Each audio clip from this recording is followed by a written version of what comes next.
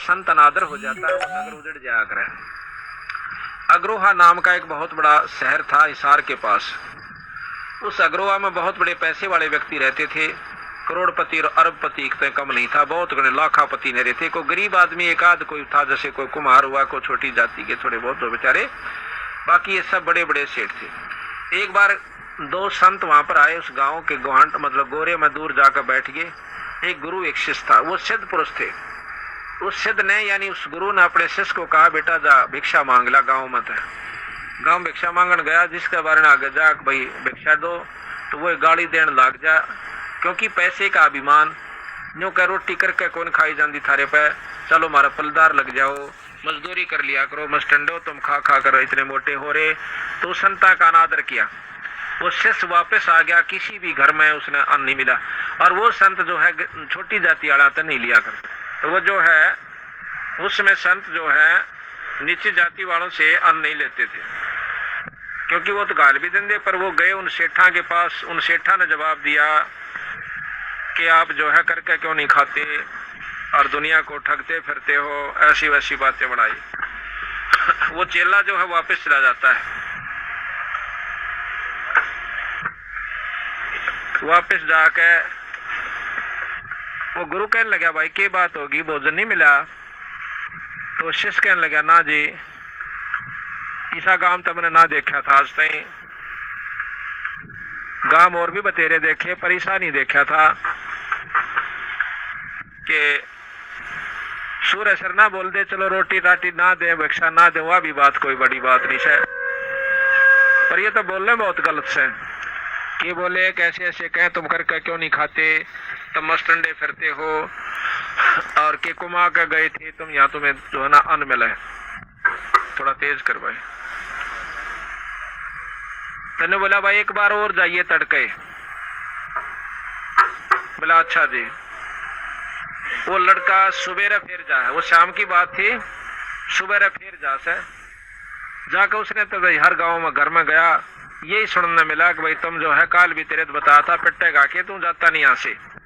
यानी उस संत को यहाँ तक कहा कि तू पिटना चाहे है कि यहाँ से जा से रख ली उसके बराबर। वो शिष्य वापस आने लग रहा था, तो रास्ते में एक कुम्हार का मकान था, वो विधवा थी कुमारी। उसने देखा कि संत श्याम ने भी भूखा गया और ई फिर खाली डोलू लांदा जासे। इससे पूछते लो भाई भूख में हो सकता है हमारे अन्न स्वीकार कर ले और हमारे भाग जाग जाए। तो उसने कहा कि महाराज जी भोजन को नहीं मिला। उसने देखा कि ना माई को नहीं मिला, रोटी नहीं मिली।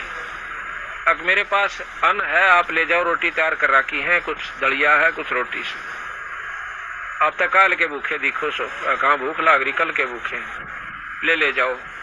सो तम ऐसे ऐसे कुमारी और अन्न ले जाओ, थारा गुरु जी इच्छा करे तो खा ले, हमारे दोरैये वैसे महाराज गलवा ले गए। तो वो संत के पास जाकर कहने लगा, महाराज जी ऐसे ऐसे ऐसा गंदा काम हमने नहीं देखा, कि संतों को तो देख कर राजी को नहीं। तो कबीर साहब कहते हैं कि आया साधु देख के जो मन में करे मरोड़, वो होगा चूअड़ा फिर बसे गाम की ओर।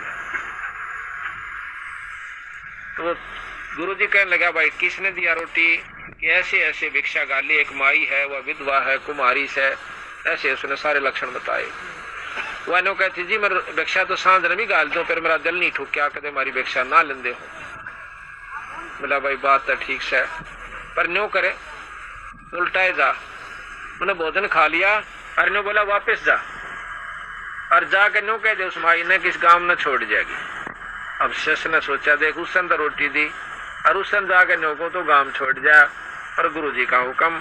और साथ में न्यो कह दिए भाई उसके कान से मैं करो और किसा का बताइए मत ना, आज रात ने यू गांव खत्म हो जाएगा।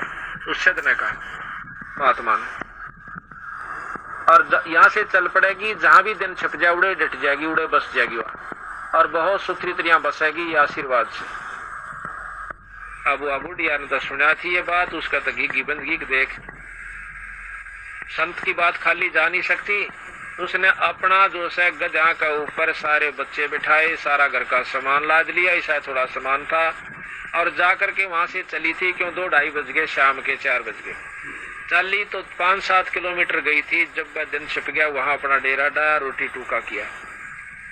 तो रात के अंदर एक हल्लन आवास है, भूचाल आता है। तो अग्रोहा जो गांव था बड़े बड़े सेठों का, रात के 12-12:30 बजे एकदम हल्लन आकर के वो सारा थेड़ हो जाता है। उसमें कोई आदमी नहीं बचा, जितने उसके अंदर थे सब खत्म हो जाते हैं। वो सेठ, वो पैसे वाले वहां नष्ट हो जाते हैं, दब कर मर जाते हैं।